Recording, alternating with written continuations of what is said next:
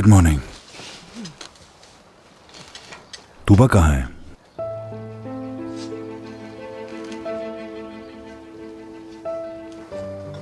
वो कमरे में है क्या? जी अपने कमरे में है। ठीक तो है ना सब कुछ? हाँ, सब कुछ ठीक है, बस वो कुछ देर के लिए अपने रूम में रहना चाहती थी।